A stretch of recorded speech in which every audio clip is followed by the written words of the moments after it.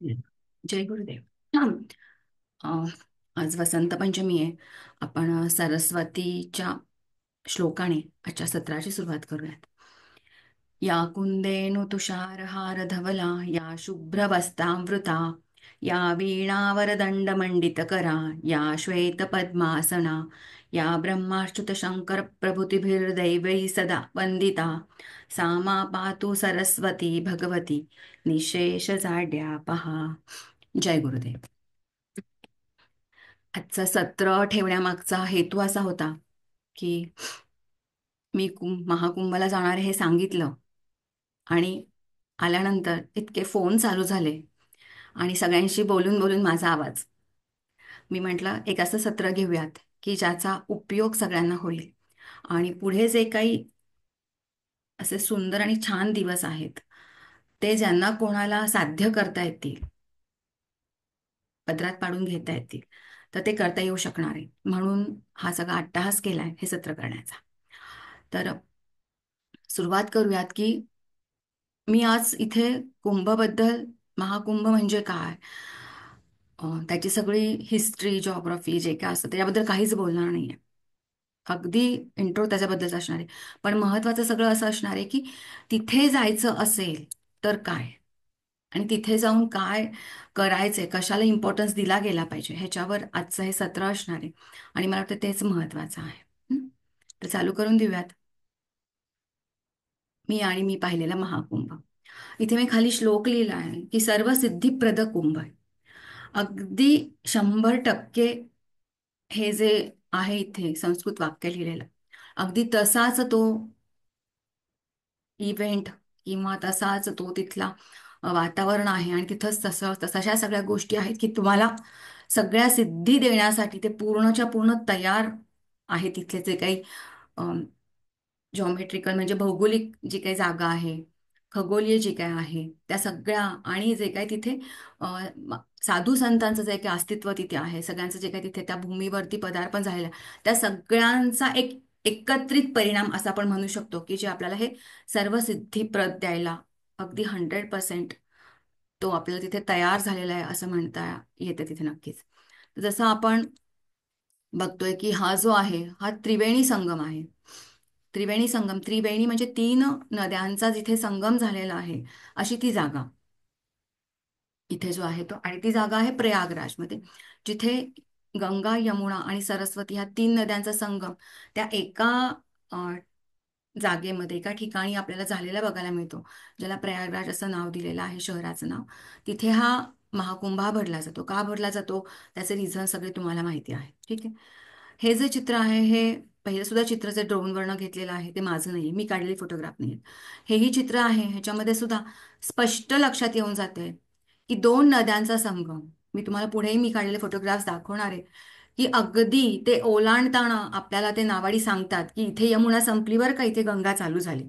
आणि तो जे काही तिथला अनुभव आहे, तो अनुभव शब्दात वर्णनच नाही करू शकत की हे इतकं, एक अशी फाईन लाईन कशी काय तिथे राहू शकते. 2 नद्यांचं पाणी एकमेकांमध्ये मिक्स कसं नाही होऊ शकत, अशी खूप अनुत्तरित प्रश्न आहेत तिथे, आणि ज्याची उत्तरं कुठेच खूप विचार केला तरी मिळत नाहीयेत. असा हा त्रिवेणी संगमातला ही ज्या 2 नद्या दिसतात आपल्याला, ही यमुना आणि ही गंगा स्पष्ट दिसतात. आणि सरस्वती जी आहे तिथे गुप्त मार्गाने तिथे तिची प्रेझेंटी किंवा तिथे ती आलेली आहे. अशा प्रकारे ह्याला त्रिवेणी संगम असं म्हटलेलं आहे. प्रयागराज जे आहे त्याचं महात्म्य आपल्याला अनेक ग्रंथांमध्ये, अनेक पुराणांमध्ये, जसे मत्स्य पुराण आहे, पद्मपुराण, ते सगळीकडे आपल्याला ह्या शहराबद्दलचा, ह्या स्थानाबद्दलचा, ह्या भौगोलिक आकाराबद्दलचं सगळं महत्त्व आपल्याला तिथे समजतं. आणि त्यामुळेच जो काही हा महाकुंभ, कुंभ हा भरला जातो, पण हा महाकुंभ आहे जो 12 कुंभांनंतर आलेला आहे. 144 वर्षानंतर आलेला हा महाकुंभ आहे जो प्रयागराजात झालेला आहे. त्याचे काही भौगोलिक कारण आहेत, जसं की मकरस्थ रवी, म्हणजे जेव्हा रवी हा मकर राशीमध्ये जातो तेव्हाच तो तिथे भरला जातो. अशा पद्धतीने भौगोलिक रचना जी असते, खगोलीय रचना, त्याच्याबद्दल आपण आता बोलणार नाही, पण एक माहिती असलं पाहिजे. त्याप्रमाणे इथे ही सगळं प्रयागराज हे तिथे आहे. 11 दिवसांमध्येच जवळजवळ 10 करोड लोकांनी जाऊन तिथे भेट दिली. तिथल्या स्नानाचा अनुभव घेतला, एक अनुभूती घेतली. आणि त्या 10 करोड मधली मी एक आहे. आणि त्याचा मला अभिमान नाही म्हणता येणार, पण मी खूप छान एक मला संधी मिळाली तिथे जायची, अ, असं मी म्हणू शकेल तिथे. आता ह्या 10 करोड लोकांनी तिथे काही स्नान जे केलं, त्यानंतर हे स्नान माघ महिन्यामध्ये काय करायचं. आता इथून जे काही स्लाइड्स मी पुढच्या घेणार आहे ते तुमच्यासाठी ह्यासाठी असणार आहेत की आत्ता काही लोकांनी फार पूर्वी त्याचं महत्त्व त्यांना माहीत होतं आणि त्यामुळे त्यांनी बुकिंग्स केले, पोचले, ती त्यांना संधी मिळाली, तिथे जाऊन स्नान करता आलं, त्या जागेची ऊर्जा त्यांना घेता आली, तिथे अनुभूती घेता आली. पण ते पाहिल्यानंतर काही लोकांचे आत्ता विचार चाललाय की आता आम्हाला जायचंय. हो की नाही. तर आता जर तुम्हाला जायचं असेल तर कसं काय करता येईल ह्या पद्धतीने आपण इथे आज तिथे बघणार आहोत. तर माघ स्नान हा पूर्ण महिना माघ महिना आहे, त्याच्यामध्ये कधीही तुम्ही जाऊन त्या त्या ठिकाणी जाऊन त्या पाण्यामध्ये जाऊन स्नान करणं महत्वाचं आहे. कारण पाणी ही अशी गोष्ट आहे की ज्याच्यामध्ये तिला मेमरी असते. जे काही तुम्ही त्याच्यावर संस्कार केले जातात, त्याच्यामध्ये काही अ, वरती काही इफेक्ट्स त्याच्यामध्ये असतात, ते सगळे ते साठवून घेतं आणि ते आपल्याला परत देण्याचं काम पाणी करत असतं. म्हणून आपण त्या पाण्याला किंवा त्या जागेला इतकं महत्त्व तिथे दिलेलं आहे. त्यामुळे त्या जागी तुम्ही जाणं माघ महिन्यामध्ये पूर्ण महिना कधीही जरी गेलात तिथे तरी सुद्धा तुम्हाला त्याच गोष्टी तिथे किंवा तेच इफेक्ट आणि तीच अनुभूती तुम्हाला तिथे मिळू शकते. अजून तिथे जाण्याचे फायदे काय होणार आहेत, जसं मी सांगितलं तुम्हाला की भौगोलिक कारण झालं, खगोलीय कारण झालं, पण मानवनिर्मित जे काय आहे ती सगळ्या साधना करणारे, तपस्या करणारी, जी काय आपल्या संस्कृती सनातन धर्मातली जी काही सगळी उच्च कोटीची तपस्वी आहेत, त्या सगळ्यांची प्रेझेंटी तिथे असते ह्या पूर्ण कुंभाच्या महिन्यामध्ये. आणि असं म्हटलं जातं की ह्या सगळ्या उपस्थितीमध्ये हे तर आपण मानव आहोत, पण जे काही देवतत्व स्वरूप ज्यांना आपण गुरु मानले, ज्यांना आपण देव मानले, ज्यांची आपण पूजा करतो, त्यांचे सुद्धा अस्तित्व आपल्याला तिथे जाणवतं. ते सुद्धा तिथे त्या सगळ्या गोष्टींचा लाभ घेण्यासाठी येतात असं म्हटलं जातं. आणि जसं मी सांगितलं की ह्या 3 गोष्टींबरोबर आपल्याला त्या देवतत्वाचा सुद्धा अत्यंत चांगल्या प्रकारे लाभ घेता येतो. म्हणून तिथे जाणं हे आवश्यक आहे. हे सगळे कुंभमधले आखाडे आहेत. आखाडे म्हणजे वेगवेगळ्या जसं आपण आपल्या वारकऱ्यांचे वेगवेगळ्या दिंडी असतात आपल्या महाराष्ट्रामध्ये, तसे वेगवेगळ्या प्रकारचे जे काही तपस्वी आहेत, जे काही साधू आहेत, त्यांच्या वेगळे वेगळे आखाडे तिथे बनवले. त्यांच्या त्यांच्या पद्धती, अ, योग करण्याच्या पद्धती वेगळ्या आहेत, तपस्या करण्याच्या पद्धती वेगळ्या आहेत, साधना करण्याच्या पद्धती वेगळ्या आहेत. त्याप्रमाणे त्यांनी तशी नावं तिथे दिलेली आहेत. आणि त्यांचं मेन आपल्यासाठी अट्रॅक्शन ते आहे, पण त्यांच्यासाठी मेन काय आहे तर ती जागा आहे की जिथे ह्या महिनाभर पूर्ण स्नान करून, साधना करून, तपस्या करून त्यांना परत पूर्ण 12 वर्षासाठीची ऊर्जा तिथे त्यांना मिळू शकते. म्हणून त्यांचा इम्पॉर्टन्स तिथे जास्त आहे. ठीक आहे. आता इथंच एक आहे, आता जर कोणी जाणार असाल कुंभासाठी तर आजचा वसंत पंचमीचा एक छान शाही स्नानाचा जे मुहूर्त सांगितले त्याच्यामधला आज एक मुहूर्त होता. नंतर तुम्हाला माघी पौर्णिमेचा एक मुहूर्त मिळणार आहे आणि नंतर महाशिवरात्रीचा.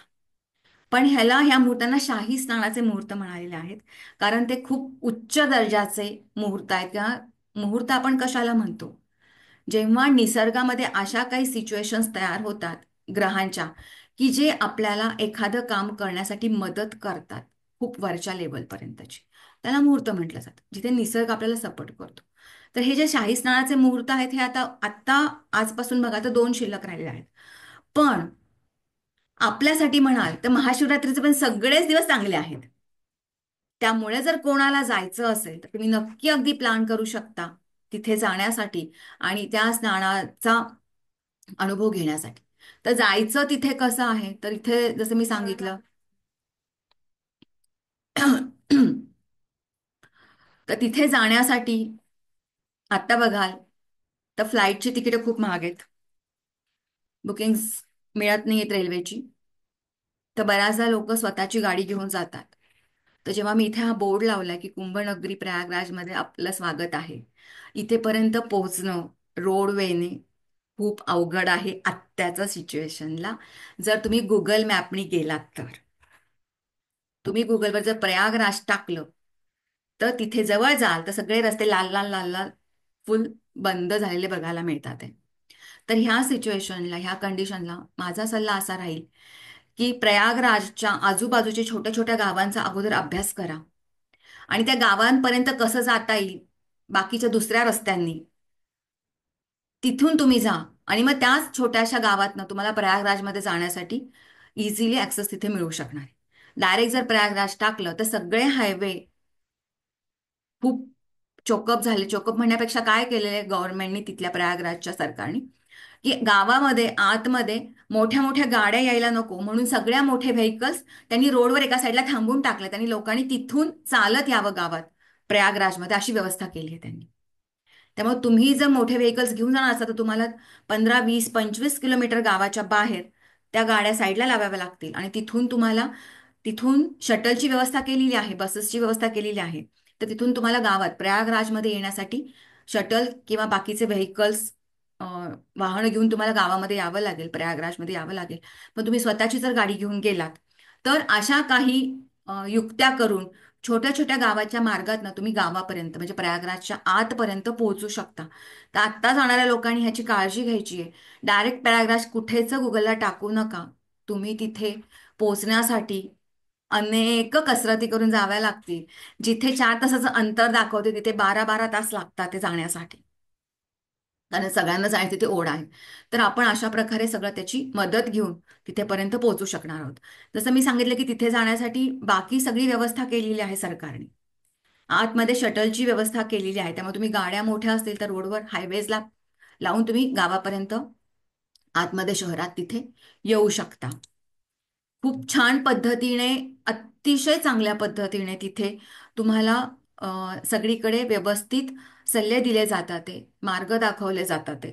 आणि चांगल्या पद्धतीने तिथे तुम्हाला सगळे मार्गदर्शिका अ, आहे तिथे अवेलेबल, जे काय आहेत त्या, की सेनेची, संघाची मुलं सुद्धा सगळीकडे कार्यकर्ते म्हणून तिथे आहेत आणि ती सगळी आपल्याला तिथे मदत करतात.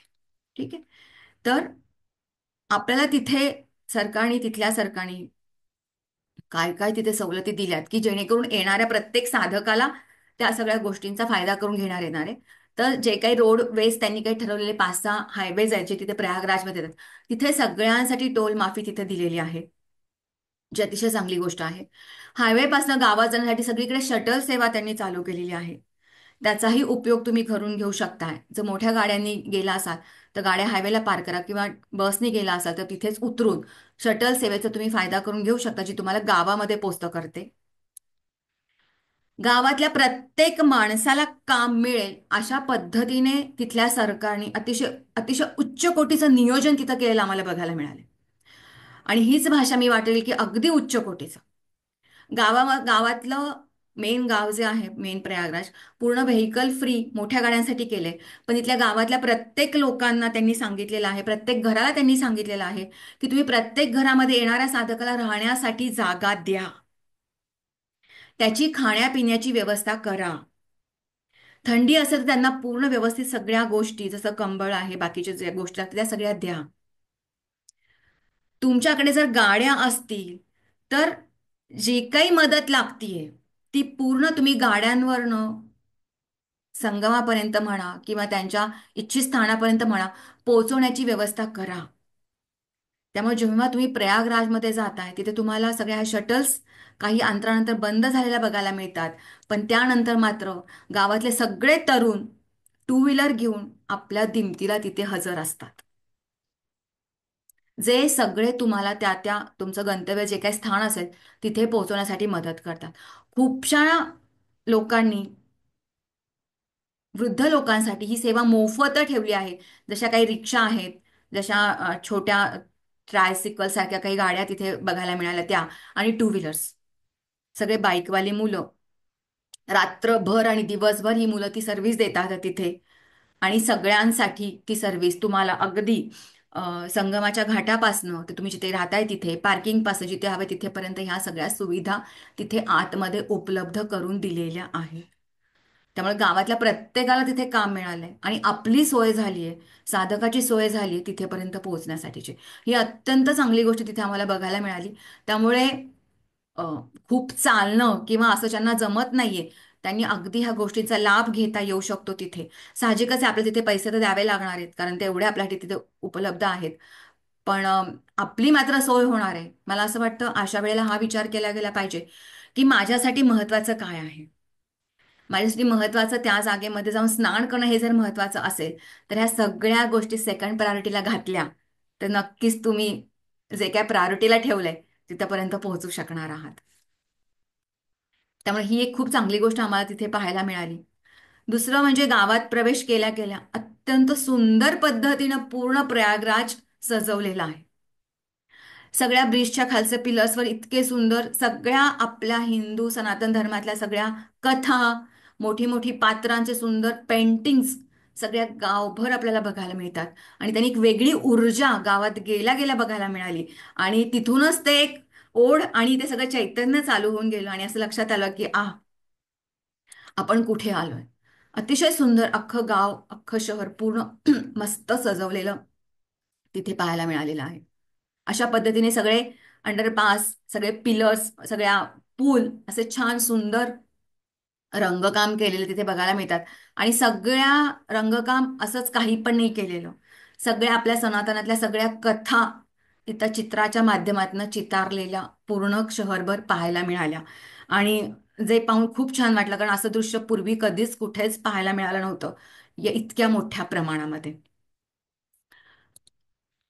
स्वच्छतेच्या बाबतीत म्हणाल तर जर एवढी 10 करोडच्या वर लोक तिथे येऊन गेलीत, रोज कितीतरी करोड लोक तिथे येतात आहे आणि स्नान करून परत जातात आहे. साहजिकच आहे, हा खूप मोठा ऐरणीचा प्रश्न तिथे असणार आहे की स्वच्छता काय. पण पण मला तुम्हाला सांगायला अतिशय चांगलं वाटतं तिथे, की हे जे काही दिसतात ना इथे रस्ते, अगदी तसेच रस्ते तिथे पाहायला मिळाले. इतकी स्वच्छ शहर ते होतं. दर 3-4 तासांनी पूर्ण साफसफाई कामगार सगळी साफसफाई करत होते.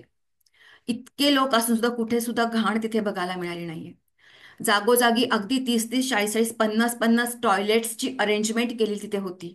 महिलांसाठी वेगळे, पुरुषांसाठी वेगळे. प्रत्येक ठिकाणी ह्या गोष्ट अगदी जाणवत होती, की ह्या सगळ्या गोष्टींचा विचार करून तिथे पूर्णपणे ती जी काही सिटी ज्याला म्हटलंय, की ती त्यांनी डेव्हलप केली आहे ह्या पूर्ण कुंभाच्या मासासाठी, महिन्यासाठी. त्यामुळे तिथे कुठेही, आणि जशी आपली भारतामधल्या लोकांची जशी सवय आहे की तशी घाण सगळीकडे लोक करत होती, पण स्वच्छता करणाऱ्या कामगार ते सगळे साफ करत होते. हे नक्कीच तेवढ्याच लेवलचं सहारणीय असं ते दृश्य आम्ही तिथे पाहिलंय. कारण कित्येक प्रकारचे लोक तिथे होते, निरीक्षरापासून साक्षरापर्यंत. मग प्रत्येक जण तसंच वागत होतं आपल्याकडे, जसं की घेतलं आणि तिथे टाकलं. पण परत 2 तासांनी बघितलं तर सगळा रोड चकाचक झालेला बघायला मिळत होता. आणि अतिशय स्वच्छ सगळं सुंदर असं ते शहर प्रयागराज आम्ही तरी अनुभवले तिथे गेल्यानंतरच. असे जवळजवळ 30 द्वार तिथे त्यांनी तयार केलेत. आणि ज्या द्वारांवरती खूप सुंदर प्रकारे नक्षीकाम आणि खूप सुंदर प्रकारे त्याची रचना केलेली होती, की ते पाहायला तिथे थांबून प्रत्येकाला फोटो काढल्याशिवाय आपण पुढे जाऊ शकत नव्हतो. अशी त्या तिथे पूर्ण रचना केली. असे 30 द्वार तुम्हाला प्रत्येक ठिकाणी जाण्यासाठी त्यांनी तयार केले होते. प्रत्येक द्वाराचं वैशिष्ट्य म्हणाचं अगदी हे दिसतंय स्वस्तिक द्वार. इथे बघितलं तर मेन जे आहे ते प्रयागराजचं मेन महाकुंभचं, इथे स्वस्तिक. सगळ्या आपल्या सनातन धर्माशी रिलेटेड हे समुद्र मंथनवरचं द्वारावर त्यांनी केलेलं चित्र अतिशय सुंदर आणि इतकं मनोहर असं दृश्य तिथे पाहायला मिळाली ही सगळी. रुद्राक्षद्वार, मोठे मोठे रुद्राक्षाचे सिम्बॉल्स इथे लावलेले होते आणि फार सुंदर त्रिशूळ ह्या द्वारावरती इथे बघायला मिळालेले होते.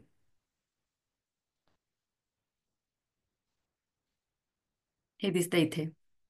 ठीक आहे. आता काही गोष्टी तुम्हाला इथे मी सांगू इच्छिते, की संगम आहे, नदीच्या तीरावरचा आहे संगम. तर त्या नदीला 2 तीर आहेत, एक पलीकडचा आणि एक अलीकडचा. तर पलीकडचा म्हणजे जिथे किल्ला आहे, जिथे ह्या सगळ्या आखाड्यांमधल्या साधूंसाठी, तपस्वी लोकांसाठी एक प्रॉपर अरेंजमेंट केलेली आहे. तो एक नदीचा तो तीर. आणि बरोबर त्याच्याच एक्झॅक्टली बाजूला नदीचा दुसरा तीर आहे. तिथे सुद्धा सरकारने पूर्ण घाट बांधलेले आहेत, जिथे तुलनेने बघाल तर खूप कमी गर्दी बघायला मिळाली. त्यामुळे तुमचा जर हेतू फक्त प्रयागला जाऊन स्नान करणं आणि तिथे जाऊन जे का आहे त्या गोष्टीची अनुभूती घेणं, हेच जर प्रायोरिटीला असेल, तर मी म्हणेल पहिलं तीरावर जो फक्त साधूंसाठी रिझर्व ठेवलेला एक तीर आहे किंवा जागा आहे, तिकडे जाऊन किंवा त्यांचे आखाडे आहेत वेगळे तिकडे जाऊन स्नान करण्यापेक्षा मी नक्की सजेशन देईल की तुम्ही अलीकडच्या तीरावर जा आणि त्या तीरावर जाऊन तुम्ही आपल्याला जे हवंय ते स्नान तिथे करू शकणार आहात. कारण तिथे तुलनेने गर्दी कमी आहे आणि खूप शांत आणि व्यवस्थित तिथे सगळ्या गोष्टी आपल्याला जे काही आपली साधनं आहे, मंत्रपठण आहे, ते सगळं आपल्याला तिथे करता येणार आहे. तिथेही सेम तसंच आहे. त्रिवेणी संगम त्या त्या तीरावर आणि ह्या तीरावर सेमच असणार ना, तिथे तिथे पण तोच आहे. फक्त आपला अट्टास तिकडे नको जायचा, तर इकडे असला पाहिजे असं मला वाटतंय. कारण आपलं काम महत्वाचं आहे. आपल्याला जे शांतता हवी, जे काय अनुभूती आपल्याला घ्यायची, ते आपल्या त्या घाटावरती त्या त्रिवेणी संगमावर सुद्धा मिळणार आहे. तर नक्कीच त्या अलीकडच्या तीरावर जाऊन तुम्ही ते करू शकणार आहात. पण जर तुम्हाला वाटलं 2 दिवस तुम्ही जाणार असाल किंवा नंतर परत, तर तुम्ही पहिल्या तीरावर जाऊन त्या सगळ्या साधू तपस्व्यांचे सगळे आखाडे बघू शकता. तिथे जाऊ शकता. मी तिथे पुढे येणारच आहे त्या सगळ्या गोष्टींवरती. पण फक्त जाऊन स्नानासाठी जाऊन जी कोणी लोक परत यायचं म्हणतात, त्यांच्यासाठी हा मार्ग अतिशय चांगला आहे. प्रयागराजमध्ये जा आणि पुढं जे आहे, हा, अरेल घाट विचारायचं तिथे. अरेल घाट हा पहिलं तिलावरचा घाट आहे. जिथे साधू तपस्व्यांसाठीचा हा घाट नाही, ते गावामध्ये राहतात. हा अलीकडचा घाट बांधलेला आहे ह्या तीरावरचा. आणि हा अरेल घाट अतिशय चांगल्या पद्धतीने तयार केला. इथे दिसतंय तुम्हाला सगळ्या गोष्टी. ह्या रुद्राक्ष द्वारातनं ह्या अरेल घाटापर्यंत जाता येतं. आणि ह्या अरेल घाटावरती फक्त आणि फक्त सामान्य माणसांसाठी हे पूर्णच्या पूर्ण रिकामं आहे. इथे पासून तुम्ही संगमापर्यंत ह्याही बाजूला घाटावरती आपल्याला पुढे संगमापर्यंत जाता येतं. आणि घाटापासून संगमापर्यंत जवळजवळ 5-10 ठिकाणी त्यांनी ती अरेंजमेंट केलेली आहे की जिथे जाऊन तुम्ही स्नान करू शकता. इथे दिसतं हे सगळं. जागोजागी अशा थांबण्याच्या जागा केलेल्या आहेत. असे मंडप घातलेले आहेत जिथे तुम्हाला अ, महिलांसाठी मुख्यत्वे गंगा स्नान किंवा त्रिवेणी स्नान केल्यानंतर तिथे येऊन तुम्ही तुमचे कपडे किंवा जे काही बदलणं ते सगळं करू शकणार आहात. अतिशय चांगल्या लेवलची आणि चांगल्या पद्धतीची तिथे व्यवस्था सगळी ती केलेली आपल्याला बघायला मिळते.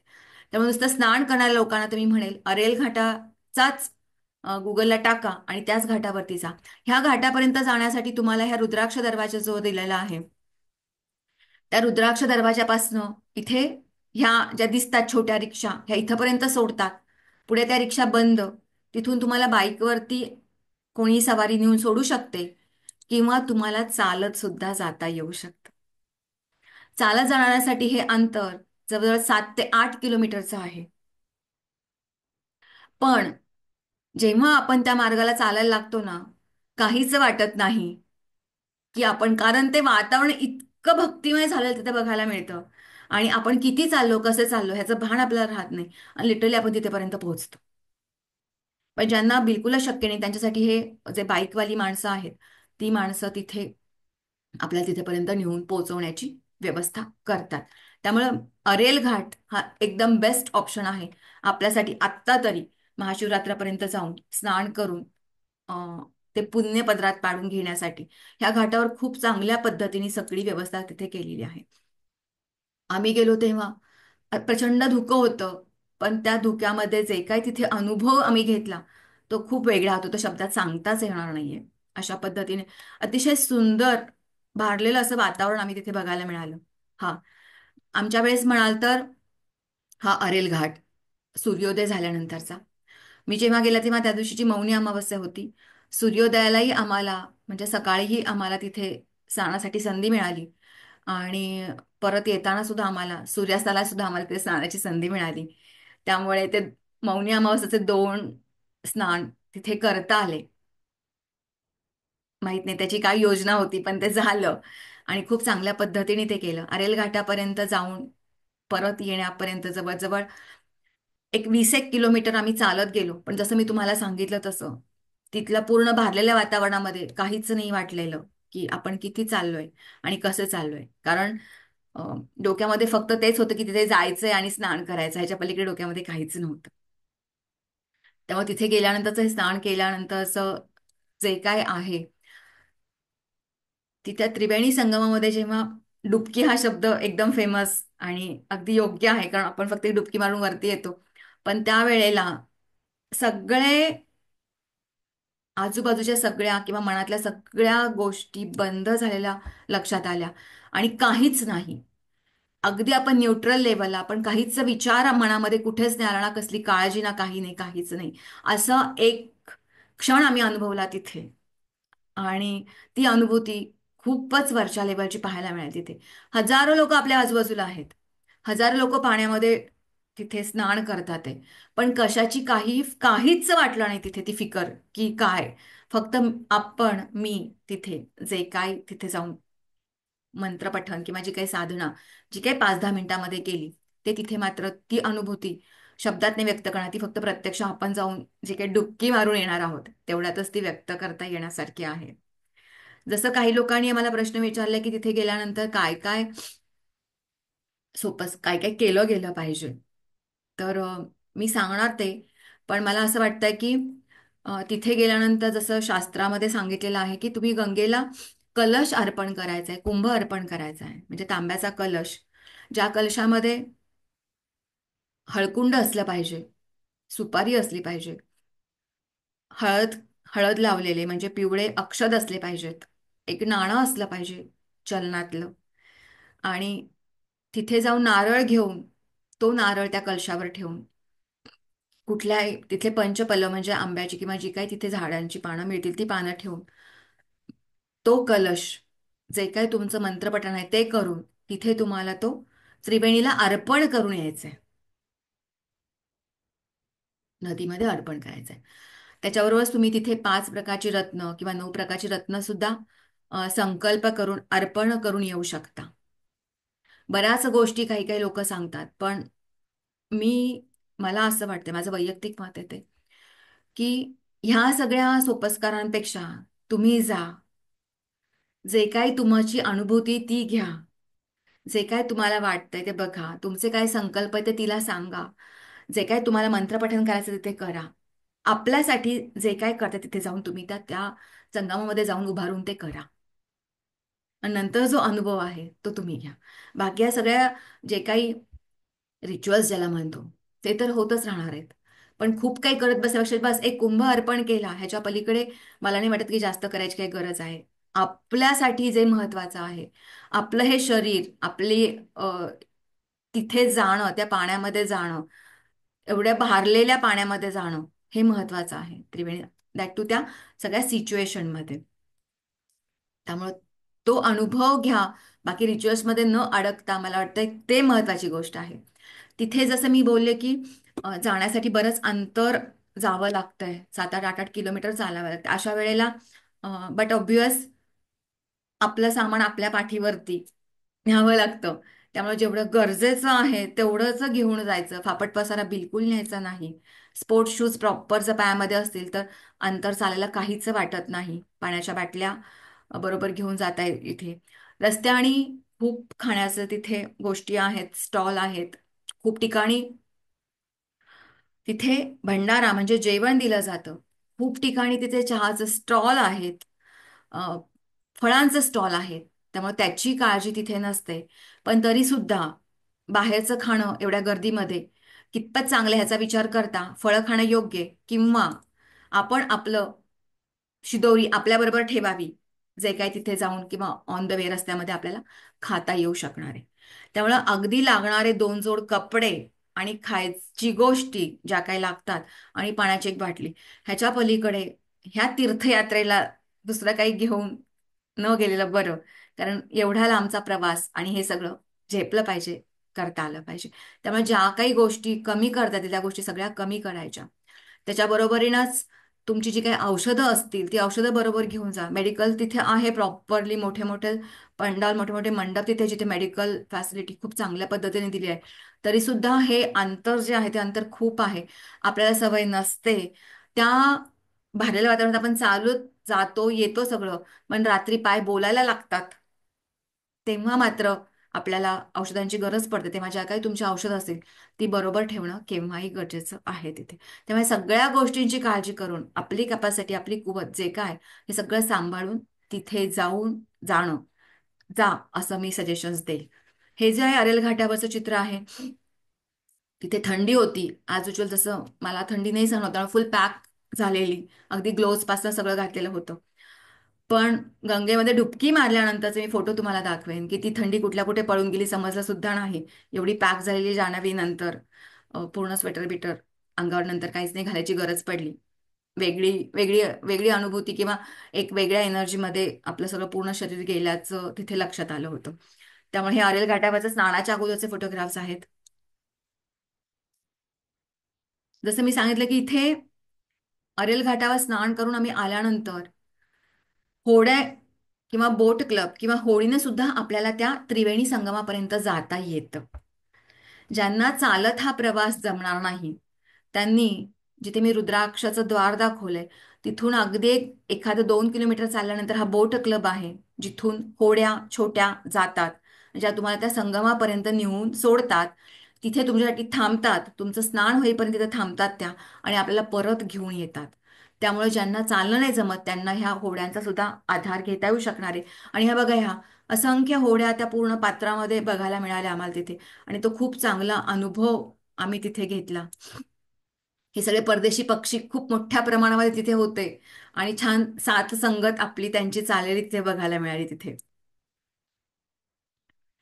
तिथे बांधलेले हे पूल, जे नवीन पूल आता त्याला म्हटलं जातंय, त्याच्या खालून जातानाची जी अनुभूती होती ती खूप वेगळ्या पद्धतीची होती, की इतकं हाय टेक्नॉलॉजीचं हे प्रयागराज एका बाजूला, आणि एका बाजूला पूर्ण अध्यात्मानं बुडलेलं प्रयागराज, अशा दोन गोष्टी तिथे बघत होतो आम्ही. आणि अ, आपल्या देशाचा अभिमान वाटला तिथे. इतकं सुंदर हे माहोल सगळा होडीतनं जातानाचा. खूप पक्षी, आणि ह्या पक्ष्यांना खायला घालण्यासाठी एक होडीवाला त्या नदी पात्रामध्ये फिरत होता सगळं सामान घेऊन त्यांचं. ह्या पक्ष्यांना फरसाण आवडतं, आणि त्या फरसाणाची पाकिट तो विकत होता प्रत्येक होडीजवळ जाऊन. त्यामुळे लोकही ते घेऊन त्या पक्ष्यांना घालत होते, जेणेकरून ते आपल्या जवळ येत होते. असं छान अनुभव ह्या होडीतनं परत दुसऱ्या स्नानाला आम्ही संध्याकाळी जाताना अनुभव घेतला तिथे, आणि तो खूप छान होता. हे दिसतंय इथे. ह्या होडीतनं त्या संगमापर्यंत गेल्यानंतर तिथे असे अरेंजमेंट केली, जसं इथे दिसतंय, की तिथे जाऊन तुमच्या होड्या तिथे पार्क लावून टाकतात. त्या स्टेज सारखं बनवलेल्या गोष्टीवर जाऊन तिथे तुम्ही स्नान करायचं. तिथे कपडे बदलण्यासाठी सुद्धा महिलांसाठी वेगळ्या जागा तयार केलेल्या आहेत. तिथे जाऊन कपडे बदलून तुम्ही परत होडीमधनं परत येऊ शकता. म्हणजे ज्यांना चालायला जमणार नाहीये त्यांच्यासाठी हा होडीचा मार्ग अतिशय चांगला आहे. तिथे जाऊन, आणि फायदा असा होतो होडीतनं जाण्याचा, की आतमध्ये गेल्यामुळे छान स्वच्छ पाणी आहे तिथे. आरेल घाटावरचं पाणी तीराचं पाणी असल्यामुळे तीरावरच्या पाण्यामध्ये साहजिकच आहे, आपल्याला असं वाटतं की किती कचरा किंवा घाण तिथे वाटतेय. पण तरी सुद्धा आहे स्वच्छता तिथे. पण ह्या होडीने आतमध्ये गेल्यानंतर खूप स्वच्छ, कारण वाहणारं पाणी तिथे आहे, आणि त्या वाहणाऱ्या पाण्यामध्ये तुम्हाला स्नान करता येऊ शकणार आहे. त्यामुळे ते आपल्याला तिथे, हे दोन्ही मार्ग आपल्यासाठी उपलब्ध आहेत. जो तुम्हाला योग्य वाटतो, जो तुम्हाला तिथे गेल्यानंतर करता येऊ शकणार, तो मार्ग तुम्ही अवलंबू शकता स्नानासाठीचा. आता इथून पुढचा जो हे आहे, हे आम्ही पहिल्या दिवशी म्हणजे मौनी अमावस्येच्या दिवशी सूर्योदयाचं स्नान आणि सूर्यास्ताच्या स्नानाला आम्ही परत ह्या आतमध्ये गेलो होडी घेऊन, तिथे मिळालं. ह्या पुढचे जे काही आहेत, की तुम्हाला जर दुसऱ्या दिवशी राहायचं असेल, इथंपर्यंत काय आहे, की मुख्य हेतू माझा काय होता, आपला काय होता, की आपल्याला स्नानाला जायचंय, त्रिवेणीमध्ये एक डुबकी मारून यायचंय, एवढाच आपला हेतू असेल तर बस, इथेपर्यंत जायचं, डुबकी मारायची आणि त्या पावली परत यायचं. उगाच तिथे गर्दी करायची नाही. मेन हेतू काय, तो साध्य करून परत यायचं. तर इथेपर्यंत तेवढ्या कामासाठी तुम्ही जाणार असाल तर नक्कीच इथेपर्यंत आपलं काम होतं, आणि त्या मार्गी तुम्ही परत निघू शकता. पण जर तुम्हाला अजून इच्छा असेल की आम्हाला जाऊन ते आखाडे बघायचे आहेत, जे काही तपस्वी राहतात त्या सगळे, तर तुम्हाला त्यासाठी हे सगळं मी आतापर्यंत सांगितलं ते सगळं अरेली घाटावरचं, नदीच्या ह्या तीरावरचं, आणि त्या पलीकडच्या तीरावरती सगळे घाट, सगळे ते आखाडे त्यांच्यासाठी बनवलेले आहेत, जे मेन प्रयागराज गाव आहे तिथे. तिथे जाण्यासाठी मात्र तुम्हाला होडीचा सुद्धा वापर करता येतो. होडीनं पहिल्या तीरावर पण सोडता येतात. तिथे चालत सुद्धा हे दिसतंय वरचा पूल अख्खा, अख्खं क्रॉस, पूर्ण हे नदी लोक चालत पूर्ण पार करतात आहे, किंवा छोट्या रिक्षा सुद्धा तिथे अवेलेबल करून दिल्यात. बाकी मोठे व्हेकल्स कुठलेच तिथे चालत नाहीत. अशा पद्धतीने सुद्धा तुम्ही पहिलं तीरावर जाऊ शकता, मेन गावामध्ये जिथे किल्ला आहे किंवा मेन प्रयागराज जिथे आहे तिथे. हा तिकडचा सगळा माहोल नदीच्या पहिलं तीरावरचा. तिथे पूर्णच्या पूर्ण, जसं मी सांगितलं, जास्त गर्दी त्या बाजूला बघायला मिळेल. जो काय इन्सिडन्स झाला मौनी अमावस्या दिवशी, आणि खूप लोकांचे मेसेजेस आम्हाला आले की तुम्ही सगळे ठीक आहात ना. मला तुम्हाला सांगावंसं वाटतंय की तो इन्सिडन्स पहाटे 2 वाजता वगैरे काहीतरी घडला. आम्हाला दुपारचं 4 वाजेपर्यंत काहीही खबरबात नव्हती. इतकं स्मूथली आणि इतकं छान सगळं चाललेलं होतं तिथे. आम्ही दुसऱ्या तीरावरती होतो आणि लिटरली काहीच लोकांना, पलीकडच्या लोकांच्या सगळ्या गोष्टींवरती त्याचा काहीही परिणाम झाला नाही. जे काही झालं ते ह्या तीरावर झालं, वेगळी त्याची रिझन्स होती, त्याच्यामध्ये आपण जायला नको. पण अलीकडच्या तीरावर ते जिथे सगळे तपस्वींसाठी एक रिझर्वड अशी जागा ठेवली, त्या ठिकाणी त्या सगळ्या गोष्टी झाल्या. आता इथे गेल्यानंतर प्रचंड गर्दी. जसा मेळा असतो तसाच मेळा तिथे बघायला मिळाला. अनेक ठिकाणी अनेक लोक, आपण आपला ग्रुप, आपली ओळख होण्यासाठी खूप वेगळ्या वेगळ्या युक्त्या वापरल्या तिथे बघायला मिळतात. जसा ह्या ग्रुपने एक झेंडा हातात घेतला होता की हा आपला ग्रुप इथे चालला हे समजलं पाहिजे. काठीला उपरणं बांधलेलं होतं, काठ्यांवरती बाटल्या टांगलेल्या होत्या. अशा पद्धतीने सगळे एकत्रितरित्या काही ना काही युक्त्या करून चालत होते की कोणी आपल्या ग्रुपमधनं हरवायला नको किंवा इकडे तिकडे जायला नको. अशा पद्धतीने ते सगळं तिथे चाललेलं होतं. हे जे आहेत, असे जवळजवळ 24 पूल पूर्ण त्या परिसरामध्ये बांधलेले आहेत संगमापर्यंत जाण्यासाठी, म्हणजे प्रयागराज टू संगमापर्यंत जाण्यासाठी. ह्यांना पीपा म्हणतात. हे जे काही वापरलेत पिंपेसारखे मोठे मोठे, त्याला पीपा म्हणतात. मग ह्या सगळ्या पूल्सना पीपा पूल असं नाव म्हटलं जातं तिथे. आणि या प्रत्येक पुलाला तिथे नंबर दिलाय. त्यामुळे तिथे जर तुम्हाला जायचं असेल तर अगोदर ही सगळी माहिती मिळते. आणि तिथे गेल्यावर समजतं की कुठला पूल चालू आहे किंवा कुठला पूल चालू नाहीये, कुठल्या पुलावरनं वनवे आहे जायचं आणि यायचंय. तर अशा पद्धतीने जेव्हा तुम्ही पहिलं तीरावर जाता तेव्हा हे सगळ्या पिपा पुलावरनं तुम्ही त्या आखाड्यापर्यंत जाऊ शकता.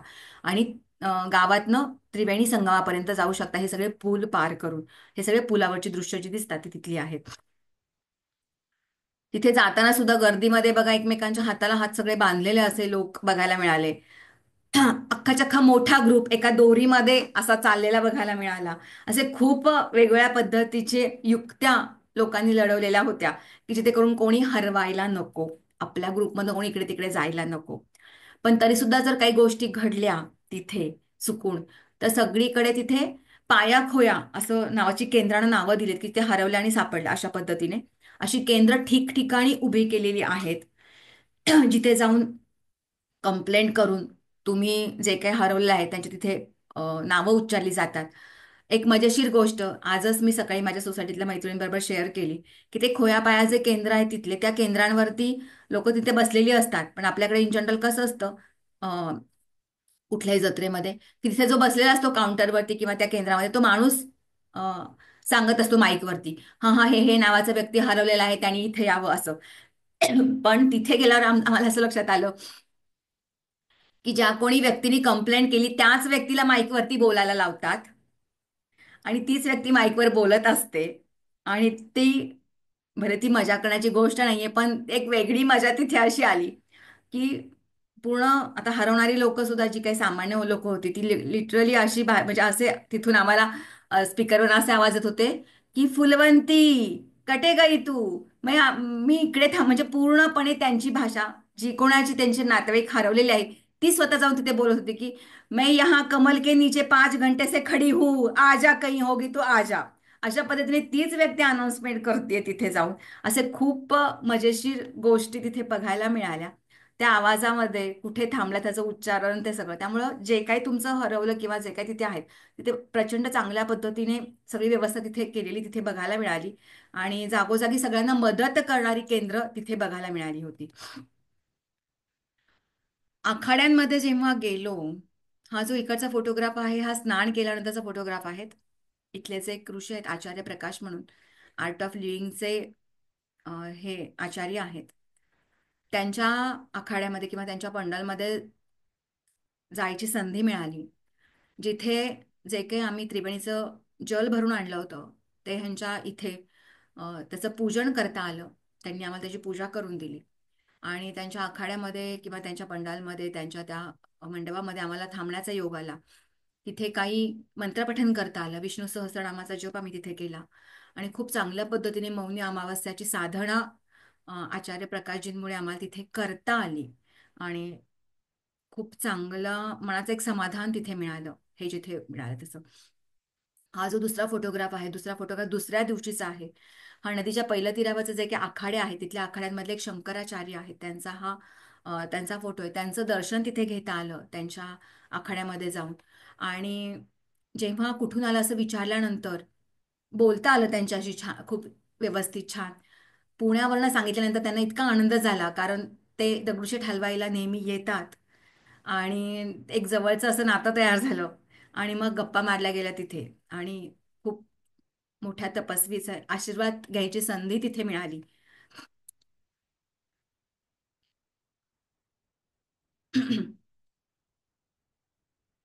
हे तिथले आखाड्यातले फोटोग्राफ्स आहेत. जसे मी सांगितले की दरवाजाचे वेगळे वेगळे ते फोटोग्राफ्स दिसतात ते.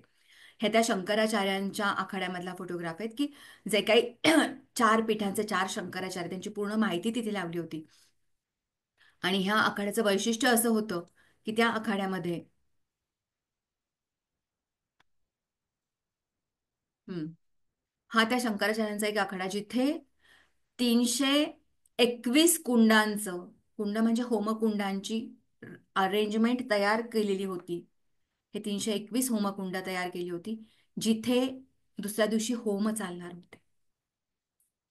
अतिशय सुंदर असं ते दृश्य तिथे बघायला मिळालं की एवढ्या मोठ्या प्रमाणामध्ये होमकुंड त्या यज्ञशाळेमध्ये तयार केलेले आम्हाला बघायला मिळाले.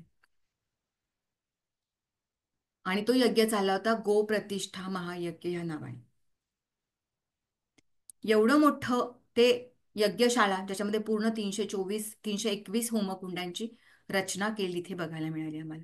अतिशय चांगला अनुभव होता. इथेच मला ते अ, जे गुरुजी आहेत हे शंकराचार्याचे तिथे आम्हाला भेटले. हे हे त्या होमकुंडांच्या तिथेच जे आहे ते ते आम्हाला भेटले होते हे.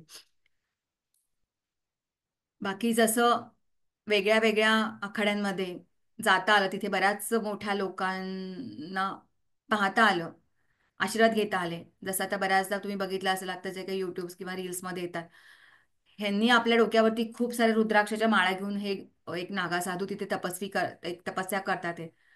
त्यांच्या आखाड्यामध्ये भेट घेता आली. हे काट्यांवर झोपलेले एक नागा साधू आहेत ते, त्यांची भेट घेता आली आम्हाला तिथे. हे जे आहेत स्वामी बालकानंद गिरीजी महाराज, ह्यांचा एक आखाडा होता तिथे जाता आलं, त्यांची भेट घेता आली. आणि आश्चर्य म्हणजे श्रीविद्येची साधक आहे मी, श्रीविद्येची उपासना करते आणि त्यांच्याच आखाड्यामध्ये जी त्यांनी यज्ञशाला तयार केली होती तिथे मात्र ललिता त्रिपुर सुंदरीचीच पूजा मांडली होती उपास्य देवता म्हणून.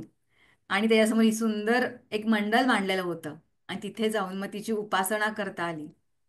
हे त्या मंडलामधलं आहे.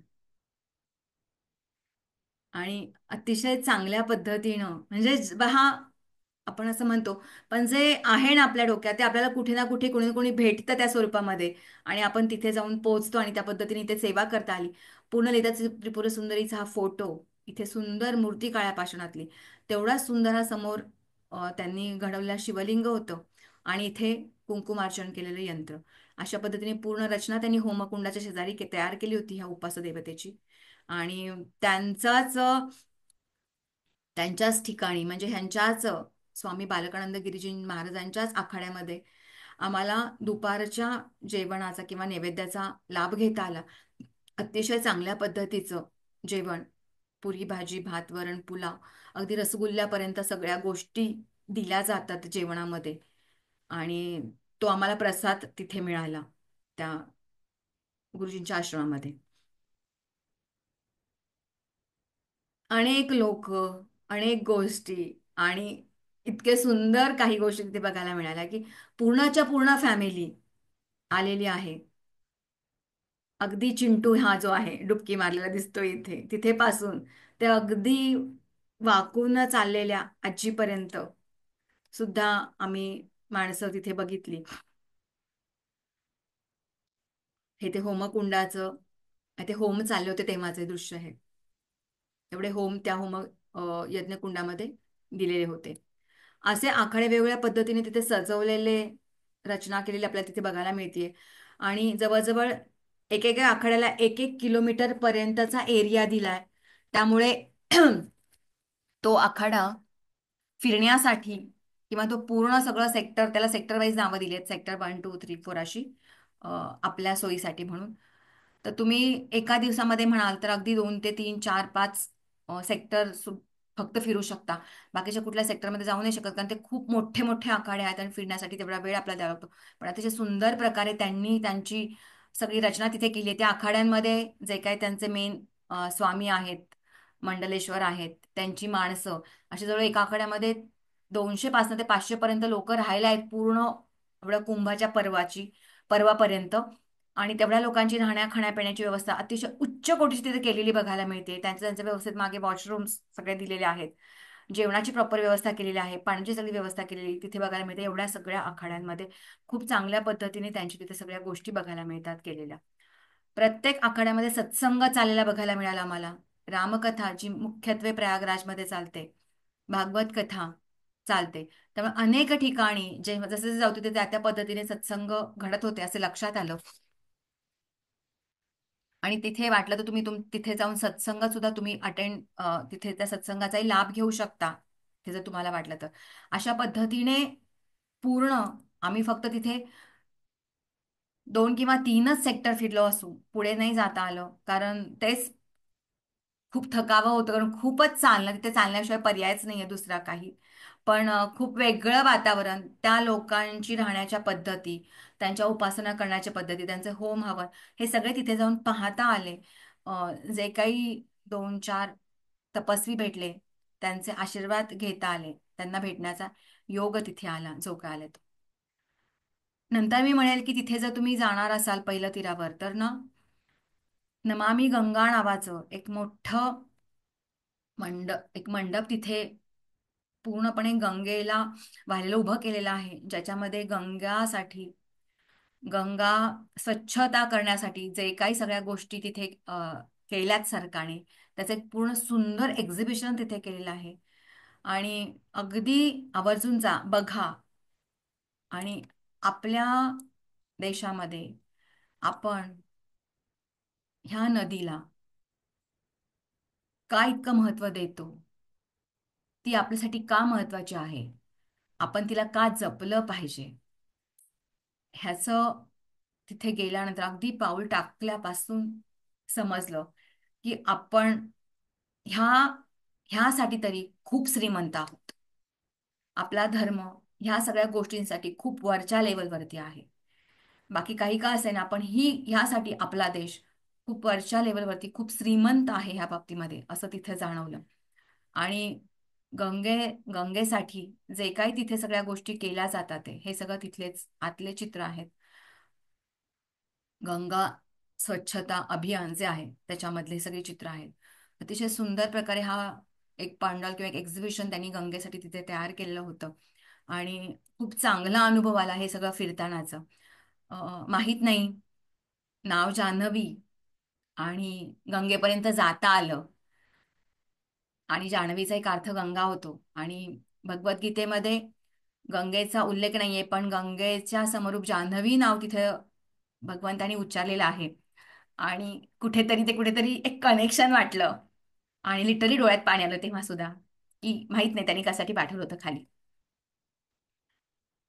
आता इथेपर्यंत म्हणाल तर काही काही गोष्टी तिथे आपल्याला बघायला मिळतात, पण मी परत परत ते सांगू इच्छिते आता ह्या लेवलला तरी, की तुम्ही सो कॉल्ड आजच्या भाषेमध्ये प्रयागराज एक्सप्लोर करायला जाऊ नका. महत्वाचं काय आहे की जा आणि स्नान करून या परत.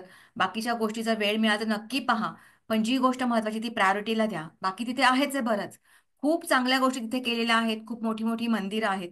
पण जी गर्दीच्या कारणास्तव पूर्ण बंद केली, तिथलं दर्शन पूर्ण बंद आहे. त्यामुळे तिकडे विचारपूस करूनच तिकडे जा, जे काय आहे ते. अनेक सेक्टर तिथे चांगले आहेत, मोठे मोठे आखाडे तिथे केलेले आहेत. वेगळे वेगळे जे काही फेमस आता दिसतात युट्यूबवरती, रीलवरती, त्यांचे सुद्धा आखाडे तिथे, जसं किन्नर म्हणा किंवा बाकीचे संप्रदायामधले आखाडे तिथे आपल्याला बघायला मिळतात. पण तरी सुद्धा आपल्याला कुठेपर्यंत जायचंय आणि आपल्याला काय बघायचंय हे तिथे महत्वाचं ठरतंय. असे मॅप जागोजागी बघायला मिळतात, ज्याच्यामध्ये जसं मी इथं लिहिलेलं आहे की एवढे पोलिसांची तिथे चौक्या, 25 प्रकारचे सेक्टर तयार केले, ज्याच्यामध्ये सगळी आखाड्यांची रचना तिथे केलेली आहे. जवळजवळ 1,60,000 एवढे तंबू तिथे उभारलेत, म्हणून त्याला टेंट सिटी असं म्हटलं जातं, जिथे बाकीच्या लोकांची राहण्याची व्यवस्था केलेली गेली आहे. ते पिपा पूल जवळजवळ 30 नदीच्या तीरावर, पैर तीरावर जाण्यासाठी त्यांनी तिथे तयार केले आहेत. अतिशय चांगल्या पद्धतीची अरेंजमेंट, अतिशय चांगल्या पद्धतीची रचना, अतिशय चांगल्या पद्धतीचं मॅनेजमेंट, आणि अगदी म्हणायला मला चांगलं वाटलं की हायटेक कुंभ तिथे झालेला बघायला मिळाला. जागोजागी खूप चांगल्या पद्धतीने सगळ्या गोष्टी तिथे बघायला मिळत होत्या. जसं मी सांगितलं की तिथे जाण्यासाठी काही मेन आहेत की जिथे गव्हर्नमेंटने, जिथे सरकारने सांगितलं की तिकडे जाऊ नका, तर जाऊ नका. का म्हणून तो अट्टास करायचा की मला ते बघायचंय, मला त्यांना भेटायचंय? नको. कारण काहीतरी रिझन्स आहेत म्हणून ते सांगितलंय. जी मंदिरं बंद आहेत तिथे जाण्याचा अट्टास करू नका, तिथपर्यंत जाऊ नका. जे सांगितलंय सरकारने, जे काही त्यांनी सांगितलं त्याप्रमाणे जर तुम्ही गेला तर अतिशय चांगल्या पद्धतीने तुम्ही हे प्रयागराज आणि शाही स्नानाचा अनुभव घेऊन येऊ शकता. पण त्याच्या पलीकडे जाऊन मला अजून काही हवंय असेल तर मात्र त्रास होतोय. जसं गव्हर्नमेंटने सांगितलं होतं की बट ऑब्वियस की तुम्ही प्रयागराजला येताय तर आपण मग अयोध्येला पण जाऊयात, वाराणसीला पण जाऊयात, असं आपण प्लॅन करून जातो. पण इतकी गर्दी प्रयागराजवरनं निघाली ऍट अ टाइम, जी वाराणसी आणि अयोध्येसाठी, की तिथली ती दोन शहरं तयारच नव्हती एवढ्या गर्दीला कोप अप होण्यासाठी किंवा एवढ्या गर्दीला सांभाळण्यासाठी. प्रयागराजने स्वतः तयारी सगळी केली होती की ह्या सगळ्या लोकांना आम्ही अरेंजमेंट करू. पण ही गर्दी परत तिकडे जातीये, तर ती तयारी नव्हती. तर गव्हर्नमेंटनी सांगितलं की तिकडे जाऊ नका, आम्ही तिकडे येऊ नका म्हणून सांगतात, तरी तर लोक तिकडे जातात आणि वन्स अगेन सगळं वाहतूक तिथे परत ठप्प होऊन जातीये. तर जे सांगताय गव्हर्नमेंट त्या त्या मोमेंटला, ज्या काय अनाउन्समेंट होतात त्याच्यावर ऐका आणि त्याप्रमाणे काम करा, तर अतिशय चांगल्या पद्धतीने आपण तिथेपर्यंत पोहोचणार आहोत. जसं मी सांगितलं की कपडे कसे नेले पाहिजेत, जेवढे लागतात तेवढे, जे काही औषधं आहेत ती, जागोजागी महत्वाची साधनं आहेत. एक ऍप तिथे त्यांनी म्हणजे तयार केलंय. ते ऍप तुम्ही तुमच्या व्हॉट्सअपला डाउनलोड करू शकता, ज्याच्यामध्ये ही सगळी माहिती आहे. सगळी माहिती तुम्हाला ह्या ऍपवरती मिळते पूर्णपणे. हे काही नंबर्स आहेत, ह्या नंबर्सवर डायल केल्यानंतर तुम्हाला पूर्ण हेल्पलाईन तिथे मिळते. ह्या ॲपवरती तुम्हाला सगळे गुगलचे मॅप्स आहेत, कुठे काय सगळी इन्फॉर्मेशन आहे. हे ॲप फक्त कुंभसाठी तयार केलेलं ॲप आहे. त्यामुळे आपल्याला ह्या सगळ्या आधुनिक तंत्रज्ञानाचा वापर घेता येणार आहे अध्यात्माच्या तिथेपर्यंत पोहोचण्यासाठी, असं मी म्हणू शकते. जसं मी सांगितलं की ह्या तिथी ज्या आहेत त्यातल्या ह्या पहिल्या 4 तर आता गेल्या, ह्या 2 राहिलेल्या आहेत. पण तरी सुद्धा 26 फेब्रुवारी पर्यंत, आज तारीख आहे 2, तर अजूनही 24 दिवस आपल्या हातात आहेत. जर आमची जायची इच्छा असेल तर नक्की तुम्ही 24 दिवसामध्ये कधीही जाऊन त्या सणाचा आनंद घेऊन येऊ शकणार आहात. सत्राच्या शेवटी नक्की मी म्हणेल की नमामि गंगे, कारण तिची इच्छा होती म्हणून तिथेपर्यंत जाता आलं. यमुनेमध्ये, गंगेमध्ये स्नान करता आलं, त्रिवेणीमध्ये स्नान करता आलं आणि तिचं दर्शन घेऊन परत येता आलं. जसं मी सांगितले की आम्ही तिथे जाण्यासाठी सुद्धा डायरेक्ट हायवेज न वापरता गावागावातनं गेलो, तेव्हा सुद्धा एका ठिकाणी गंगा पार करावी लागली आणि ती अनुभूती खूप वेगळी होती. कारण ते पिपा पूल तिथे टाकलेले होते आणि ते इतके पाण्याच्या जवळ होते की आपण गंगेचं पाणी इतक्या खालच्या लेवलवर कधीच अनुभवलं नसतं, कारण बाकीचे रहदारीचे पूल खूप वरती आहेत, पण ते पिपा पूल अगदी खाली पाण्याची लेवल आहे ना त्या लेवलला बांधलेले आहेत. तेव्हा असं खालून अशी गंगा वाहतीन त्याच्यावरून आपण असं चाललोय, ती अनुभूती खूप वेगळी होती. तिथेच पोहोचण्यासाठी मात्र हा एक छान अनुभव मी तिथे घेतला. आणि अगदी शेवटी मी असं म्हणेल की साष्टांग दंडवत आहे सगळ्यांना की ज्यांनी तिथेपर्यंत पोहोचवलं आणि तो एक अनुभव दिला. कोणाला काही विचारायचं असेल तर आपण विचारू शकतो.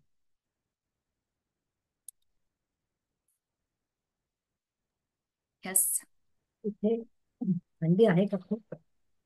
हा, तिथे थंडी आता आम्ही येताना तरी 9 डिग्री टेम्परेचर होतं रात्रीचं. आपल्याकडे खूप साधनं आहेत आत्ता सुद्धा. वेदर चेक करा गुगलवरती, आणि आपल्याला हम्म. प्रयागराजचं पूर्ण वेदर तुमच्या दिवसांचं मिळून जातं अगदी व्यवस्थित. त्यामुळे त्याच्या पद्धतीने तुम्ही प्लॅन करू शकता. मी म्हटलं ना, आपल्याकडे खूप साधनं आहेत की आपण तिथे अगदी व्यवस्थित कसे जाऊ शकतो ह्यासाठी. त्याचा पुरेपूर वापर करा आणि मग ठरवून जा जिथे कुठे जायचंय तिथे.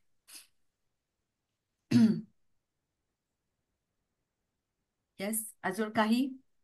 मी म्हणेल ज्यांना जमेल त्यांनी अगदी प्लॅन करून जा. जसं सांगितलंय तशा पद्धतीने जर सगळा अभ्यास करून जर गेलात तर नक्कीच ह्या सुवर्ण संधीचा लाभ घेता येणार आहे. परत मिळणार नाहीये. अभी नहीं तो कभी नहीं, अशी सिच्युएशन आहे ही. आपल्या हातामध्ये 24 दिवस आहेत. नक्की जा. फक्त स्नानासाठी स्नानासाठी जा आणि लगेच या तरी होणार आहे. तिथे राहण्याची व्यवस्था वगैरे काही काही त्याच्यासाठी हो. अंदाज राहण्याची आहेत काही? व्यवस्था तुम्हाला तिथे करता येऊ शकते. तिथे टेंट्स अवेलेबल आहेत. त्याचे बुकिंग्स मात्र चेक करावं लागतं आपल्याला, जे काय आहे तिथे. पण मी अजूनही सांगू इच्छिते की तिथे प्रॉपर जाऊन राहण्याच्या ऐवजी तिथे जाऊन शेजारच्या पेजारच्या गावांमध्ये जर तुम्ही गेला तर तिकडे आपल्याला छोटे आणि चांगले हॉटेल्स मिळू शकणार आहेत राहण्यासाठी. ओके. तिथे जे काही एवढे टेंट त्यांनी जवळ 1,60,000 पूर्ण टेंट उभे केलेत. पण सगळे मी म्हणते ना प्रायर बुकिंग्स मध्ये आहेत. पण दुसरी एक व्यवस्था आहे, जर तुम्ही पहिलं तीरावर गेलात त्रिवेणीच्या जिथे आखाडे आहेत, तिथल्या एखाद्या आखाड्यांमध्ये तुम्ही तिथे जाऊन तिथे राहू शकता. तिथल्या लोकांना रिक्वेस्ट करून ओळखीचे कोणी असतील तिथे जाऊन तुम्ही ते राहू शकता. नक्की त्या आखाड्यांमध्ये राहण्याची व्यवस्था होऊ शकते. बऱ्याच लोकांनी तिथे कॉमन मध्ये अशा डॉमेटरीची व्यवस्था केली आहे. मोठेच्या मोठे मंडप टाकलेत आणि तिथे पूर्णच्या पूर्ण गाद्या टाकून तिथे व्यवस्था केली. तशी व्यवस्था तिथे होऊ शकते. अशी तिथे व्यवस्था आहे. तिथे गेल्यानंतर राहण्याची व्यवस्था होते तुम्हाला. जर तुम्ही सगळ्या आखाड्यांमध्ये फिरलात तर होऊ शकते तिथे राहण्याची व्यवस्था. अजून काही?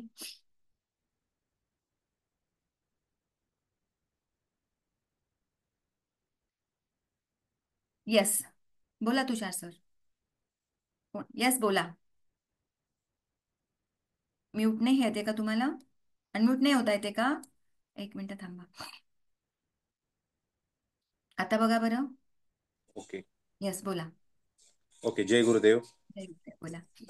अतिशय छान एक्सपिरियन्स मॅम तुम्ही सांगितला. अतिशय आता ओढ लागली आहे की कधी जातोय आणि कधी नाही. कारण की माझा टूर्स अँड ट्रॅव्हलचा व्यवसाय असल्यामुळे या कालावधीमध्ये माझ्याकडून जवळजवळ 70 ते 80 लोक गेलेली आहेत ऑलरेडी. क्या बात है. आणि ट्रॅव्हल प्लॅन तुम्ही जो सांगितला त्या पर्यायाला अजून एक मी जर लोकांना शेअर करू शकलो तर मी अगदी. एक ट्रॅव्हल प्लॅन शेअर करू शकतो. अगदी. पुण्यातनं शक्यतो रात्रीची फ्लाईट पहा, की जी फ्लाईट 11:55 एक फ्लाईट आहे. 00:50 म्हणजे रात्री एकची एक फ्लाईट आहे. जी फ्लाईट 3 वाजता दिल्लीत पोहोचते. दिल्लीत कन्व्हिनियंट कारण की तिकीट खूप कमी आहे आता. म्हणजे दिल्लीचं पुणे टू दिल्ली हार्डली 5,500 रुपये 5,000 रुपयाच्या आसपास तिकीट आहे. तिथनं सकाळी 4:30ला ISBT काश्मीरी गेट, एअरपोर्ट पासून ISBT काश्मीरी गेटला सरासरी तुम्हाला 100 ते 150 रुपये शेअरिंग टॅक्सी मिळते. ISBT काश्मीरी गेट वरनं तुम्ही आता जर रेड बस वरनं जर तिकीट बुक केलं तर तुम्हाला हार्डली 1,500 ते 1,600 रुपये तिकीट आहे आणि स्लीपर कोचनी 2,200 रुपये तिकीट आहे. ISBT काश्मीरी गेट वरनं तुम्ही 10:30 ते 11 तासात डायरेक्ट प्रयागराजला पोहोचता. प्रयागराज पासून एक 15 किलोमीटर अंतरावरची जी पर्टिक्युलर गव्हर्नमेंटनी प्रत्येक ठिकाणाहून जसं की दिल्ली आणि कानपूरवरनं येण्यासाठी एक स्पॉट दिलेला आहे. त्या स्पॉटलाच त्या गाड्या थांबतात आणि तिथनं प्रयागराज आतमध्ये जाण्यासाठी सेक्टर शटल. वाईज जाण्यासाठी तिथं रिक्षाच्या सोयी केलेल्या आहेत. आहे, शटल तर बस आहेत. हा आपल्या सपोज आता आमचं जुन्नर तालुका आहे तर आमच्या इकडचे काही लोकांचे तिथे टेंट आहेत. तर मग सेक्टर 17 मध्ये आपल्या लोकांचे जास्त टेंट आहेत आपल्या साईडच्या पुण्याच्या साईडच्या लोकांचे, की जिथे तुम्हाला कन्व्हिनियंट आणि फ्री आहे. म्हणजे तिथे काही चार्जेस वगैरे नाहीयेत. तुम्ही सकाळी रात्रीचा जो ट्रॅव्हल करून गेले की तुम्ही 4 वाजेपर्यंत दुपारी तिथे पोहोचता. तो दिवस त्याच्या दुसरा दिवस पूर्णपणे तुम्ही स्टे करून परत रात्री 9:30 वाजता बस आहे त्याच सेम स्पॉटवरनं डायरेक्ट ISBT काश्मीरी गेटला. ISBT काश्मीरी गेटला तुम्ही सकाळी 7 वाजता येता आणि 9 ते 9 वाजता परत फ्लाईट आहे. 11 वाजता तुम्ही परत पुण्यामध्ये. पुण्यामध्ये. बेस्ट. अगदी सुंदर. आणि हा टोटली हा एक्सपेन्सेस जातो तो मॅक्स टू मॅक्स 12 ते ₹13,000 जातो. अजून काय पाहिजे? आणि जर ट्रेननी जाणार असेल तर ट्रेन सिझनेबल पूर्णपणे फ्री आहेत. वंदे भारत सोडली तर बाकीच्या सगळ्या ट्रेन ह्या 100% फ्री आहेत.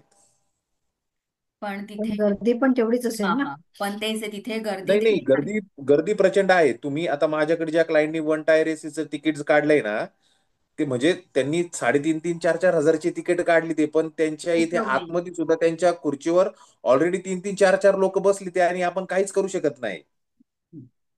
तेच तेच. त्याच्यामुळे रेल्वे पूर्णपणे गव्हर्नमेंटनी फ्री केलेली आहे.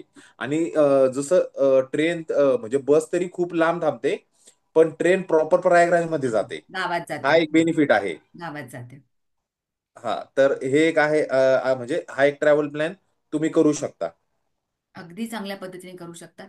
आणि ट्रेनपेक्षा मी म्हणेल हा त्यांनी पहिला जो प्लॅन सांगितला तो जास्त चांगला आहे आपल्या. हो. कारण ट्रेन आम्ही पाहिली खचाखच गर्दी. नाही, ट्रेन लेट पण खूप आहेत. हा, काहीच नाही करू शकत आहे त्याला. कारण लोकांनी कसं झालंय बघा, अगोदर ज्यांनी बुकिंग केलं ते ठीक आहे, पण नंतर आमचं बघून आता मी सांगते तुम्ही जा जेव्हा आपण सांगतो तेव्हा ते सगळे लोक तयार होतात आणि तो जे बर्डन आलंय गव्हर्नमेंटवरती, तर तरी बिचारे हा, आपल्याकडे काय करू शकणार आहेत. पण त्यातल्या त्यात बरोबर. आपण आपले मार्ग शोधून पोहोचा. आता जसं तुषार सरांनी एक मार्ग सांगितलाय, अतिशय चांगले, कारण त्यांचं स्वतःचं एक ट्रॅव्हलचं युनिट आहे. तुम्हाला जर वाटलं तर मी त्यांचा नंबर शेअर करते, आणि काही वाटलं तरी त्यांचा सल्ला तुम्ही घेऊ शकणार आहात. येस, पाठवून देते मी. त्यांचा सल्ला घेऊ शकणार आहात. आणि हे आपल्या ग्रुपमधल्याच एक आहेत आणि अतिशय चांगल्या पद्धतीने तुम्हाला ते मदत करतील सगळ्या पद्धतीने, जर तुम्हाला जायचं असेल तर तिथेपर्यंत पोहोचण्यासाठी. त्यामुळं त्यांची तुम्ही मदत घेऊ शकणार आहात ह्या संधीसाठी. ओके. Thank you ma'am. थँक्यू वेगवेगळे. So much, thank you so much. तुमचं अजून ऐकून इतकं छान वाटलं. मला कधीपासून ऐकायचं होतं, पण तुमचा फोन लागत होता एंगेज कंटिन्युअसली, की नाही आउट ऑफ कव्हरेज एरिया, त्यामुळे ऐकायला नाही मिळालं मला. हा मी हा. ट्राय करत राहिले. नाही. माझं पण जायचं चालू आहे, पण आम्ही 5-6 बायका आहोत आणि त्यांच्या मुलांच्या परीक्षा झाल्याशिवाय जाता येत नाहीये. ते म्हणजे 21-22लाच काय होऊ शकतं, तर तेच मार्ग शोधतोय सगळे, म्हणून म्हटलं नाही, मग चौकशी करू आतापासून कसं काय. प्लॅनिंग करा. तुमची वय, तुमची कॅपॅसिटी आणि ह्या सगळ्या गोष्टींचा अंदाज घेऊन, तेव्हा थंडी कमी असणार कारण अजून 15 दिवस पुढे गेले.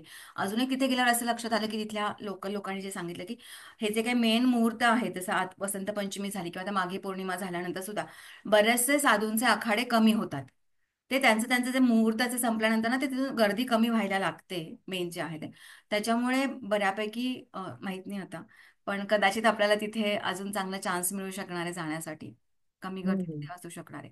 पण मला असं वाटतं आपली जर प्रायोरिटी वेगळी असेल की मला जायचंच आहे, तर ना आपोआप तो सगळे रस्ते दाखवायला बसलाय तिथे, कारण आम्ही तोच अनुभव घेतलाय. जसं आता तुषार सर सगळं बोलून गेले की इतक्या कमी 15-20 हजारामध्ये जर सगळ्याच गोष्टी होत असतील, दॅट टू 2 दिवसामध्ये जाऊन येणं परत, तर काहीच हरकत नाहीये तुम्हाला. फक्त कसं आहे बघा, तुम्हाला अगदी राजेशाही थाटामध्ये ते काही जायला मिळणार नाहीये की हा बाबा सगळं माझ्यासाठी ओपन आहे, सगळं मला तिथे नाही नाही नाही नाही, तेवढी तर कष्ट तुम्हाला घ्यावे लागणार, तेवढं गर्दी तर जावं लागणारच आहे. त्याशिवाय का ते पुण्यपत्रात पडणार आहे तिथेपर्यंत जाण्यासाठीच. तेवढे तरी कष्ट घ्या जे काय असतील ते, तर तेवढं करावं लागणार आहे. पण मला वाटते बाकी सगळ्या गोष्टींच्या पुढे हे काहीच नाहीये. तर नक्की जा, अनुभव घ्या, जे काय असेल ते. बाकी इथे आता ज्या लोकांना जाता येणार नाहीये त्यांनी इथे बसून साधना करा. जे कोणी येणार आहेत त्यांनी जे काय, जसं आता मी येताना गंगाजल किंवा जे काही जल घेऊन आले ते इथल्या लोकांना वाटलं, जो काही प्रसाद आणला तो इथल्या लोकांना, की जेणेकरून त्याचाही त्यांना एक इथे बसून सुद्धा त्याचा फायदा घेता येऊ शकणार आहे, असं करतात. जसं एक पुण्याचं काम तुषार सर करतात आहे, की खूप लोक आतापर्यंत त्यांनी एवढ्या लोकांना तिथे पाठवलं. ह्याच्या आता बघा, पुण्याच्या किती वेगवेगळ्या व्याख्या असू शकतात नाही तिथे गेल्यानंतर आम्हाला समजलं की तुम्ही पुण्य कशा प्रकारे तुमच्या पदरात पाडून घेऊ शकता. जसं तिथे तिथल्या लोकांनी खूपसे व्हेकल्स म्हाताऱ्या लोकांसाठी, ज्येष्ठ नागरिकांसाठी फ्रीमध्ये ठेवले, ह्याच्यापैकी काय दुसरं पुण्य असणार आहे. त्यांना तिथेपर्यंत पोहोचवलं, जसं तुषार सरांनी एवढ्या लोकांना तिथे पाठवलं, ह्याच्या पलीकडे पुण्य काय असू शकणार आहे. इतक्या लोकांनी तिथे भंडारा किंवा जेवण फ्रीमध्ये ठेवलंय, चहा फ्रीमध्ये आहे, ह्याच्या पलीकडे अजून काय असू शकणार आहे. त्या सगळ्या वेगवेगळ्या पुण्याच्या व्याख्यानात तिथे गेल्यानंतर समजतात आपल्याला की काय काय करू शकतात लोक तिथे, की ते सगळं त्या समाजासाठी किंवा ते येणाऱ्या सगळ्या लोकांसाठी. अजून काही बोलायचंय, कोणाला विचारायचंय? येस, बोला. आपण जे स्नान करण्यासाठी जातो त्याच्यासाठी काही मुहूर्त वगैरे असतो का, की कुठल्या याच्यात जायचंय असं काही नाहीये? हा सगळा 144 वर्षातला मुहूर्त काढून दिलाय त्यांनी आपल्याला हा हा हा. महाशिवरात्रीपर्यंतचा. ओके. त्याच्यामुळं बिलकुलच नाही. पण कसं आहे, थंडी, होडीला जाणार असाल तर धुकं जोपर्यंत विरत नाही तोपर्यंत होड्या चालू होत नाहीत. हम्म, म्हणजे हम्म, सूर्योदय झाल्यानंतर अगदी वर ऊन आल्यापर्यंत होड्या चालू होत नाहीत. तोपर्यंत तुम्ही हम्म, पायी जाऊ शकता घाटापर्यंत जर स्नान करण्यासाठी. आणि परत येण्यासाठी सुद्धा नाव किंवा होड्या 5 वाजता बंद होतात, कारण परत धुकं व्हायला लागतं, हम्म, रात्र पडायला जाते. त्यामुळे तेवढ्या वेळा तुम्हाला बघून ते करावं लागतं. पण इतर वेळी मात्र हा मुहूर्तच पूर्ण 24/7 काढून दिला आपल्याला 144 वर्षातला. तर हा तुम्ही हा. तुमच्या सोयीनं कधी जाऊ शकणार आहात तिथे. ओके. अगदी पहाटे पासून रात्रभर गर्दी असते तिकडे. हम्म, हम्म, हम्म, रात्रभर वाटतच नाही की ते ते शहर झोपलंय, असं नाहीच वाटत आहे. हम्म, या. त्यामुळे तुम्ही कुठल्याही मुहूर्ताला जाऊन तिथे स्नान करून येऊ शकता. तुमच्यावर डिपेंड आहे. कारण पाणी किती गार आहे, आपल्याला किती सोसल की नाही, इथेपासून सगळी व्यवस्था असते. तर बेटर वे मग दिवसा ह्या सगळ्या गोष्टींचा, जर लांब नाही चालत जातं तर होडीचा आधार घ्या. होड्यांनी जा तिथेपर्यंत. मग जरा सूर्योदय येऊ द्यात, सगळं धुकं विरलं की होड्या चालू होतात आतल्या सगळ्या, मग त्याच्यानी पण जाता येणार आहे तुम्हाला. त्यामुळे मुहूर्ताचा बिलकुल प्रश्न नाही. प्रश्न आहे आपला, मला जाऊन तिथे काय सोडायचंय आणि मला तिथून काय घेऊन यायचंय, ओके. असे महत्वाचं आहे. ते ज्याला समजलं तो महाकुंभमध्ये अगदी तो पावन होऊन आला असं म्हणता येणार आहे. असं म्हणते. त्यामुळे ती प्रायोरिटी पाहिजे की एवढं जर मी करून तिथे जाते ते मी काय सोडून देणार आहे, मी काय घेऊन येणार आहे. बस याचा विचार करा फक्त तिथे जाऊन. बऱ्याचदा ह्या गोष्टी प्रायोरिटीला जातात, खाल्ली प्रायोरिटीला घेत नाही आपण, बाकीच्या गोष्टी प्रायोरिटीला जातात. नाही नाही, महत्वाचं खूप वेगळं आहे. आत्ता तिथे जाण्याचं महत्व खूप वेगळं आहे आपल्यासाठी. ती अध्यात्माची लेवल तुमची वाढवा. ती जर लेवल तुम्ही आतापासून इथून वाढवली ना तर ती बरोबर तिथेपर्यंत पोहोचवते तुम्हाला. आपल्याला ओढ पाहिजे तिथेपर्यंत जाण्याची. जसा तो सिनेमातला डायलॉग आहे ना, सारी कायनात लग जाती है बास पैसा ये उधर जाने के बाद. तसंच घडलेलं पाहायला मिळाले आम्हाला. खरं सांगतो, आम्ही अनुभव अनुभव खूप चमत्कारिक अनुभव आम्ही तिथे घेतलेत. अगदीच काहीच नसताना इतके लोक भेटली. अगदी वाटत नव्हतं तरी पण इतकं छान सुग्रास जेवण मिळालं तिथे. अगदी काहीच म्हणजे अनपेक्षित सगळ्या गोष्टी तिथे घडलेल्या पाहायला मिळाल्या आम्हाला. खूप छान अनुभव आलेत. तर तुम्ही जर जसं मी मी नेहमी मुलांना शिकवताना पण म्हणते की आपली पाईपलाईन ना क्लिअर पाहिजे ही, तर त्याच्याशी डायरेक्ट कनेक्शन करता येतं. ह्याच्यामध्ये जर इम्प्युरिटी असेल ना तर ते कनेक्शन कुठेतरी लूज होतं आणि आपण इथे पण पोहोचत नाही. जो पण आपली पाईपलाईन क्लिअर असते ना, तर तेव्हा त्याशी जर डायरेक्ट कनेक्शन झालं ना तर ती बोलवायला बसलीच आहे. मग काय, एवढे करोडो लोक जातात आपल्या, आपण कणी जाऊ शकणार? जाऊ शकतो. होऊ शकणार आहे. मिनल मॅडम विचार करा आणि जा. मी अगदी म्हणेल, गर्दीला घाबरून काय, गर्दी तर गर्दी राहणारच नाही, आहे. मला जायचंच आहे. नाही, होऊन जाईल. फक्त एक ते, डबा प्लॅन करा प्रॉपरली. हा, त्या पण सरांचा नंबर मी शेअर करते. प्लॅन करा हा, व्यवस्थित. आपलं मी सांगितलं असं सगळ्यांचे कॅपॅसिटी, सगळ्यांचे वय, हे सगळ्यांचा विचार करून जे काही सगळ्याचा विचार करून जा. अगदी छान पद्धतीने तुम्ही जाऊ शकता. छान. ठीक आहे, डन. आजचं सत्र थांबूया तिथे. येस, मलाही छान वाटलं. कारण प्रत्येकाला एक एकटं सांगण्यापेक्षा म्हटलं सगळ्यांशी एकदा बोलून घ्यावं. आणि शेवटी बोलायला आवडतं, सुरू करून दिलं. हे छान झालं पण, हे सेशन छान झालं पण. हा, गरज होती असं वाटलं. आणि जे फोनवर बोलण्यापेक्षा हे बरं वाटलं, चेहरा बघता आला ना. ऍक्च्युली नाही, तिथे खूप वेगळी अनुभूती त्या शहरामधली. मी म्हंटल ना, ते तुम्ही नाही सांगू शकत. ते शब्दात वर्णनच नाही होऊ शकत त्या अनुभूतीचं. पाय ठेवल्यापासून खूप वेगळ्या गोष्टी जाणवल्या आणि त्या सगळ्या तिथे आम्ही अनुभवल्या खरं. ठीक आहे, चलो आजचं सत्र इथे थांबूयात. हा, नमामि गंगे. खरंच. हा, जय गुरुदेव. ओम सर्वेषां स्वस्तिर्भवतु, सर्वेषां शान्तिर्भवतु, सर्वेषां मङ्गलं भवतु. ओम शांती शांती शांती. जय गुरुदेव.